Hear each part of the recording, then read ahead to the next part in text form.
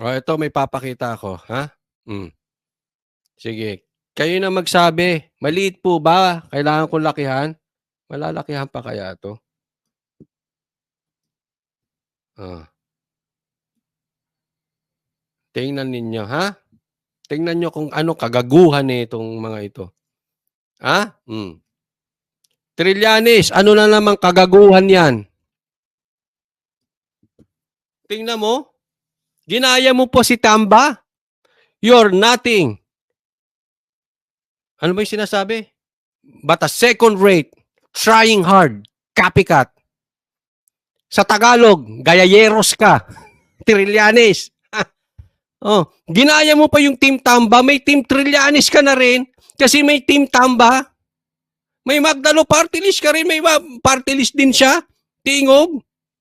Pa Team Trillanes ka pa. Hindi mo nga kaya ipanalo yung sarili mo, gago. Ito si Trillanes, oh. Gaya-gaya kay Tamba. You're nothing, ulitin ko, but a second rate, trying hard, copycat, gayayeros.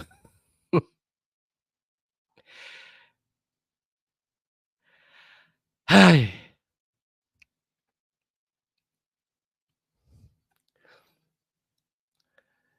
Magbibigay ka na lang ng bigas. Hindi, ako kasi hindi natin alam kung ito ay totoo. Okay? Babalansin natin, ha? Kasi ito ay may nag-send lang sa amin. Kung ito ay hindi totoo, pwede po kayong tumawag sa amin or pwede kayong tumawag sa SMNI. Alam nyo naman ang numero ng SMNI, sabihin nyo, hindi totoo yan, fake news. O di hindi totoo. Pero kung totoo yan, aba, bukod sa manggagaya ka na, nagtayo ka pa ng team mo, gaya-gaya ka, magbibigay ka na nga lang ng bigas, sachet pa. Tingnan mo. Tanong ko sa'yo, Trillanes, ginagawa mo ba yan dati? Kung totoo lang naman ito. Kasi kung hindi mo yan ginagawa dati, tapos bigla mong gagawin ngayon, napaka-ipokrito mo.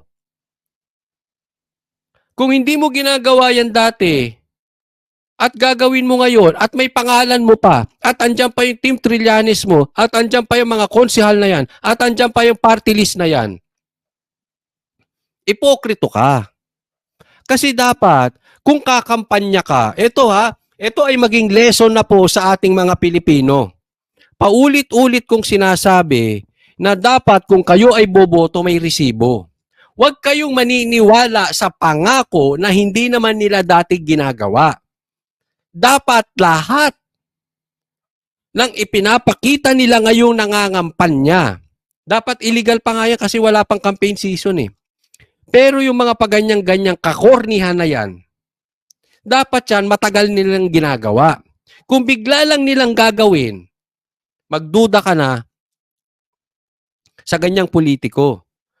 Kalookan, maawa kayo sa sarili ninyo.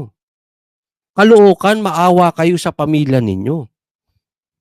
Pag ganito, iwas budol tayo. Halimbawa, may nangako, hindi ko papapasukin ng EDCA. Di ba nabudol kayo? O ngayon nakapasok. Kasi, bakit? Bumoboto tayo sa pangako. Bawat kandidato, tatandaan natin, pag nangako, i-check nyo background. Dati niya na bang ginagawa? Nagawa niya na ba yung pangako niya? Pagka hindi, trapo yan. Huwag nyo iboboto. Budol yan.